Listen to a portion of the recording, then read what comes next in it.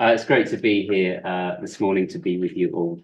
I want to say three things before I get going. One is I'm a kind of quasi professional ecumenist and someone who Steve's already said has been deeply shaped by intercultural theology and the gift of the Global South.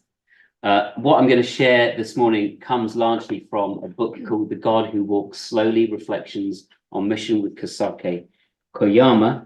And thirdly, this paper, I realized, asks a lot more questions than it provides any kind of solution. So I just want to put that there at the beginning. Over the past decade or so, there's been a discernible shift at national level in the Church of England from a more quasi-experimental forms of contextual mission, properly known as fresh expressions of church, to a more attractional approach of revitalization or resource church models.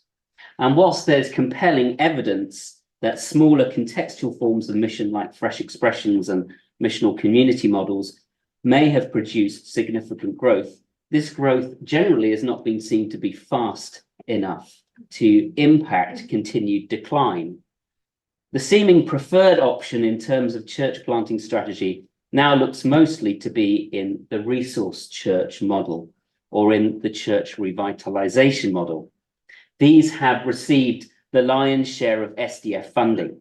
In fact, more than half of the strategic development funding allocated by the Church of England in 2014 to 2021 was awarded to resource churches. The resource church model is one particular way of responding to the Church of England's renewal and reform work, and the Strategic Development Fund is part of a wider programme for renewal and reform. At a note at General Synod in 2015 from the Archbishops of Canterbury and York said, "The urgency of the challenge facing us is not in doubt. Attendance at Church of England services has declined by an average of 1% per annum over recent decades. And in addition, the age profile of our membership has become significantly older than that of the population." They also noted that there were other church challenges around aging clergy, the burden of church buildings, stating that there needed to be significant change to the funding mechanisms used by the Church of England to allocate monies to dioceses. The resource church is a particular category of parish who, in partnership with their regional bishops, seek to resource mission within a region. St. Peter's Brighton is an example of one of the first resource churches planted through a revitalization initiative from HTB in 2009 when it was facing closure. I'm aware of the work undertaken by Shepherd on pinning down a definition of the resource church, but in this instance, I remain with Rick Thorpe's. But what is helpful from Shepherd is that the resource church model is very much rooted in the evangelical charismatic theological tradition. For Rick Thorpe then, the resource church model is a church planting church which resources, trains and supports other forms of mission across a city or a town. 5 core elements define resource churches. They are designated by the diocesan bishop. They are part of a diocesan strategy to evangelize a city or a town and transform society.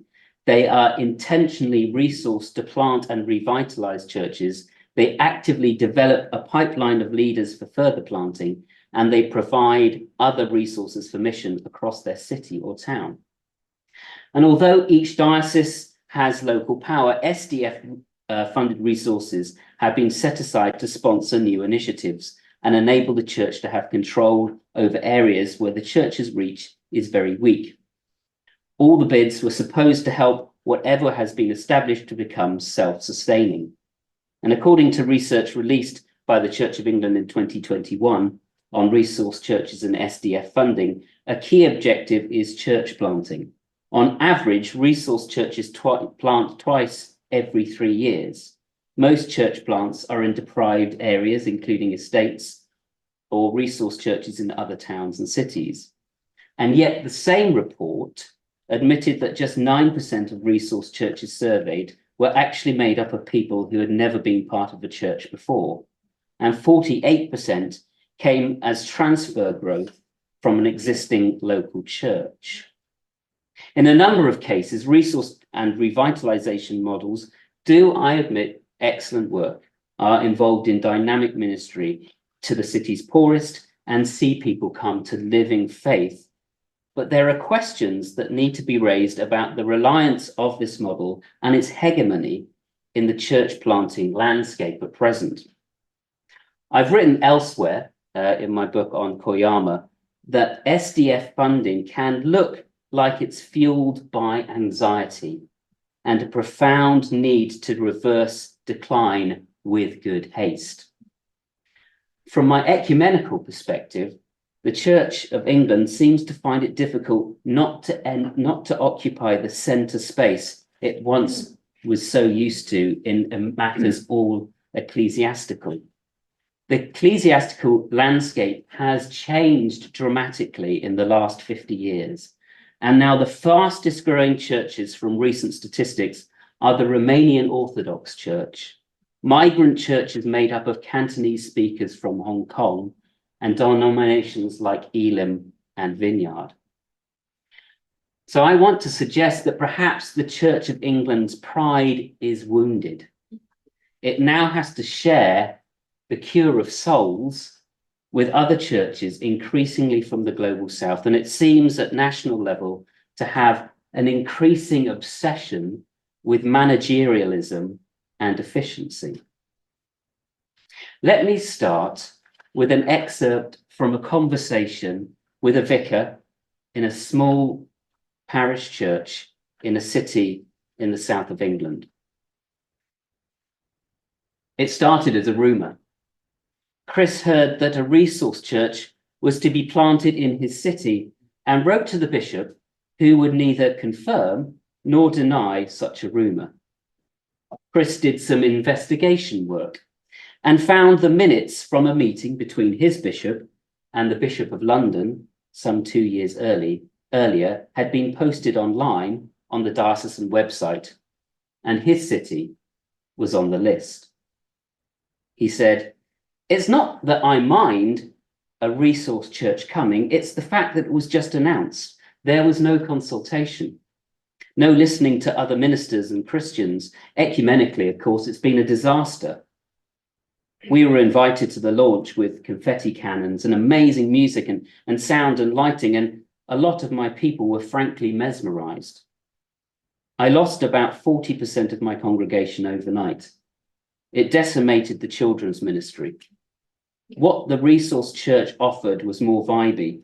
The young families were off, but it also stripped out the young professionals in many churches nearby me who were playing vital roles. We've had to completely reshape our whole ministry, as the resource church was less than a mile from us. We just couldn't compete with that. We're smaller, more focused on our immediate community, and perhaps that's okay, but it was painful." So why does the Church of England have a propensity towards particular forms of church planting, such as the resource church model at this point in our history? Well, I think one is existential. The existential crisis of future church is rooted fundamentally in fear. And the power of fear is that never lets you rest. And it is from rest that we're invited into Missio Dei. Fear drives anxiety about our place in the world. And perhaps fear is not the primary motivator for the scaling up and rolling out of a particular model, but it can be perceived that way. And perhaps anxiety rather than fear is a legitimate concern. If we look at the work of John Hayward about the R rate of churches in his mathematical models, it paints a bleak picture. He writes, "We heard about R numbers during the COVID outbreak. For churches, I call it the reproduction potential. If this number is less than 1, enthusiasts fail to reproduce themselves." Rowan Williams, in his short essay on mission and the life of prayer, outlines a parallel between the life of prayer and mission, suggesting that in prayer, we lie back in God. And so mission is never rooted in fear or anxiety. For Williams, prayer is the eternal act which we live from. It's not a laborious journey to a distant distribution office. It is not troubled and fearful attempt to win points for an eternal scorekeeper.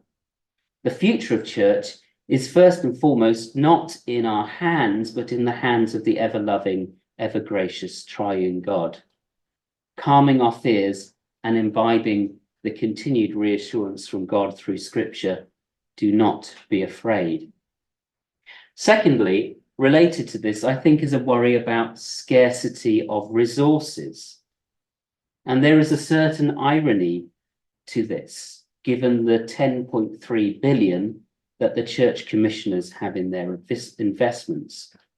This 10 billion generates a sizable income for the commissioners, which is sometimes in helpful ways.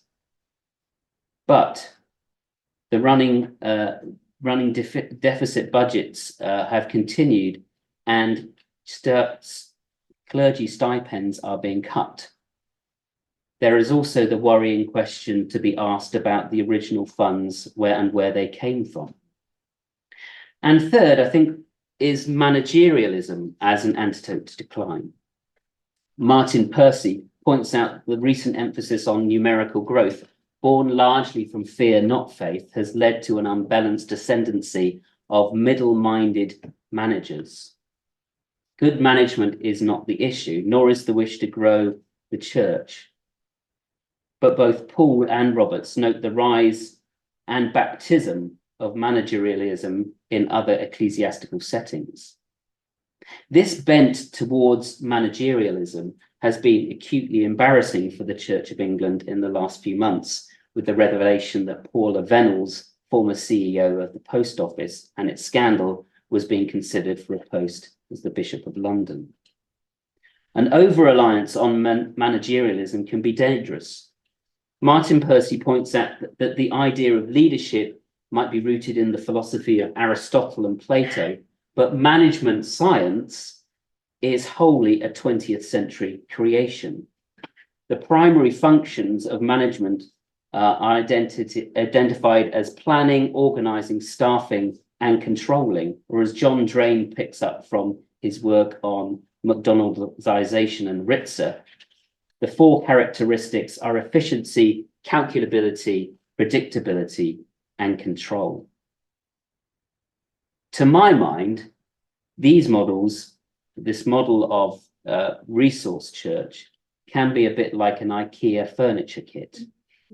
Open the box, follow the plan with your little screwdriver, and you'll have a wardrobe like the thousands of other wardrobes in the bedrooms up and down the country. The out-of-the-box model with a funding for minister, children's pastor, operations manager, the kind of staff complement that many churches can only dream of, means growth can appear to be very quick, but that growth needs to be critically analysed. So I want to turn to two theologians from East Asia as kind of an antidote to some of this, I think. Over the past 4 or 5 years, I've found nourishment in theological voices from East Asia, especially the writings of Kosake Koyama. But recently, I've been discovering C.S. Song, a Taiwanese theologian, still alive now in his 90s. He's written extensively on story theology and Asian theologies. Both were born in 1929. Both have or had ambivalent relationships with their homelands, Japan and Taiwan. Both were significantly involved in the global ecumenical movement and the World Council of Churches. Both wrote about the need to reimagine and reconstruct theologies of mission away from Eurocentric and Western-orientated epistemological assumptions and take the cultures and peoples of East Asia seriously, something they both felt the missionary project from West to East had consistently failed to do. And so I'm going to briefly draw on these two theologians to offer an antidote to those problems around pace, around power, and participation. These three words that are intertwined and feed each other. The French cultural theorist Paul Virilio has written that the dominant form of violence in the 20th century is speed.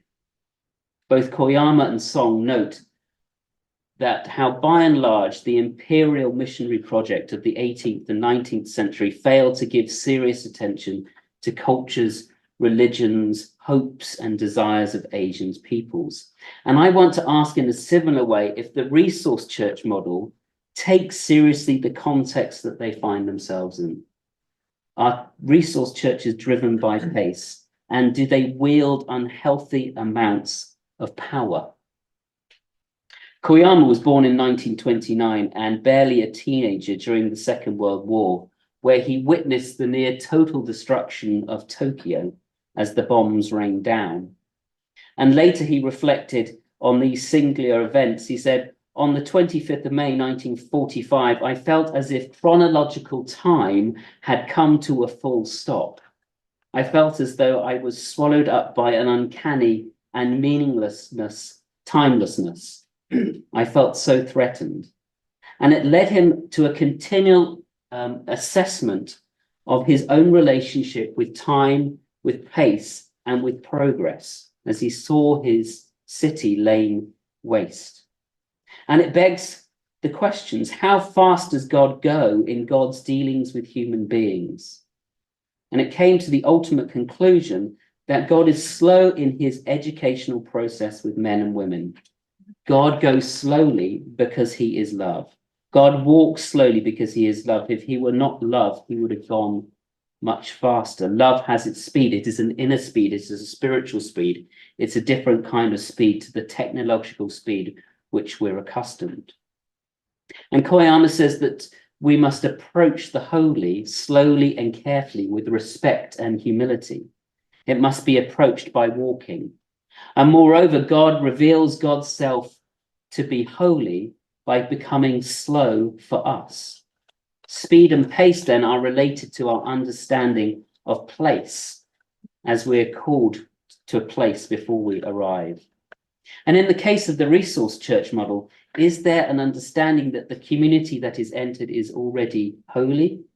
That God is already present and at work, however obscure or fragile that may initially appear?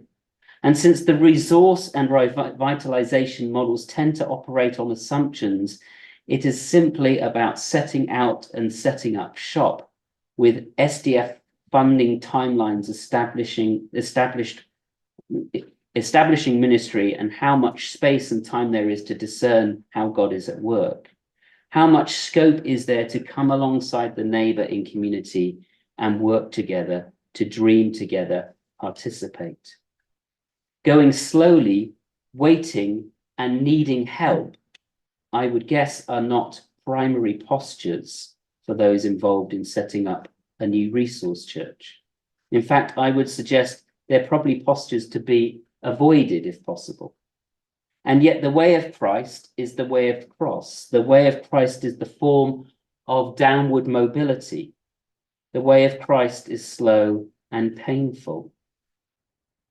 A church planting theology of pain, neediness, and waiting, I feel, is perhaps lacking.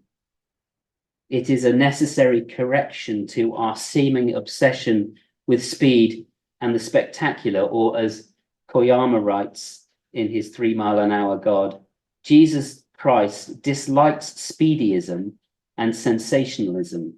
It is the devil's theology that operates with sensational results and speedy solutions. Koyama said that I need your help postures. And I think this is linked to some of our problems around guest and host. Where is that idea of kenotic slowness embodied in our postures? But there is also the issue of power. And I think one of the issues beneath the surface in the resource church model is one of power. And let's think about power in terms first of human agency. Where is power held? Who has the power in a new church or a revitalized church? Is power relinquished by the remaining people in the congregation who may have been faithful for decades to the new incomers with their resources? Who has agency in this process? whose agency is diminished or dismissed? Is there a tyranny of change towards the dying congregation, wishing they would assimilate or leave so we can get on with the revitalizing work at hand? And whilst I recognize the inherent bias in an article like Rachel Pell's for the Times in 2019 with the title of "Revamped St. Matt's Church in Exeter is Hell, says regular worshippers," it should at least make us stop and ask some questions. In the power matrix of agency and the sense of community, do we believe that the communities in which the church is planted are already holy? Perhaps the church unknowingly enters a context with an imperialist mindset, ready to lead in a seeming vacuum. Do we enter a place with what Koyama called a crusading mind or a crucified mind? For Koyama, the crucified mind is a mind trained under the weight of the cross. Do we enter with open hands, revealing our woundedness like the nail-pierced hands of Christ, or with grasping hands? The way in which a church moves into a neighborhood can actually function like a misuse of power, or sometimes a form of spiritual gentrification. Commenting on similar processes in the US context, Alicia Crosby notes how people with economic and social power can unwittingly operate. She says, "It's not funny when people with means and privilege enter into a space and exert their will over that of the people who were there as long-term residents. It's not funny when individuals who are planting these churches are allocated resources that spiritual communities who have been in solidarity and relationship with residents do not receive. It's not funny to see that time and again, people with racial and economic privilege exercise the hubris to start something outside of the places they've called home just because they want to and because they can." Another power issue may be around finances, especially of the Church Revitalization Trust. Madeleine Davis from the Church Times notes that an independent review of SDF resource recorded that 14% of all funds had gone to projects exclusively run by the Church Revitalization Trust, and a further 29% to projects in which CRT was involved. The CRT charity itself had an income of over £11 million between 2022 and 23, and counts amongst its board members Nicola Pease, who appeared on the Sunday Times Rich List with her husband in 2019, worth 775 million, and Sir Paul Marshall, who's worth around 630 million. So one needs to ask questions and contemplate the notion of financial power of the resource in the resource church model. Koyama, in his writings, mused upon the idolatry of resourcefulness and how we can be given over to worshipping of resourcefulness. Do we not see some of these in the elements in the SDS funding bids that dioceses are at times in desperation to secure? Don't on occasion the said resource church, rather than functioning as a centre for resourcing the marginalised and deprived, in fact suck human resources away from intended recipients, as we heard from Reverend Chris? Are these not then resource churches rather than resource churches? Koyama says we need to be aware resourceful persons do not seek help from others. They know exactly what to do. They have much better ideas. They have much better strategies. If one is in possession of significant resource, it is far easier to be self-reliant. There is less openness to reciprocity or mutual learning because there is no economic reason to do so. And as much as our resourcefulness empowers, it can lead us to an overconfidence. Koyama again says, no matter how resourceful we are not to carry God. Moreover, there is a tendency by those with resource at times to outrun God rather than keeping pace. And again, Koyama says, we are so resourceful, we do not want to follow him. Jesus is too slow.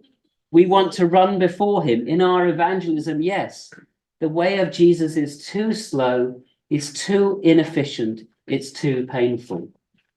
Jesus' resource is love. Ours is money. And what bishop can resist the totalizing power of financial resource? What bishop can refuse £1 million over 3 years to renew a fading city centre church when there are gaping holes in diocesan finances? So we might want to ask questions about what is resource, what is resourcing, and what is resourced. As I come into land, because I know Steve's moved seat very subtly, let me know that I need to. I want to just touch on C.S. Song's idea of participation from his incredible treatise, Christian Mission in Reconstruction. If you're a missiologist and you haven't read it, it's really worth looking into. His envision of enfleshment or incarnation is essentially a call to participation. In a way, this builds or interlinks with some other ideas from Koyama, which I haven't had time to share this morning, on neighborology. Song says that in the last analysis, the mission of Christians is to be with the world, or more concretely, to be one with the agony and joy of the world, with the transforming power of God's love. For Song, Christian mission as performed by the Christian West has largely missed the paramount calling to be with. In fact, Song goes on so far to say that the heart of Christian mission, the Christian faith, is a paradox. The paradox is the mission of enfleshment. And then in the mission of enfleshment, God risks losing his own identity. By becoming present and manifest in Jesus Christ, God becomes, for Song, unconventional. In a mission of enfleshment, God becomes naked and powerless. And ultimately, Christian mission, which refuses to become naked and chooses to operate from richness of human resources, what he calls demands of the religious establishments, always tend towards self-propagation. So the mission of the church is simply about joining in with Missio Dei, perhaps the notion of being humbled by time, about walking at God's pace, is an antidote to the tyranny of the urgent.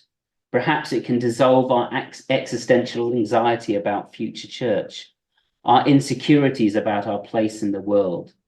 If we conceptualized our understanding of pace and valued the slow, our frenzied, time-deprived drives for efficiency will be knocked down like the straw figures they really are.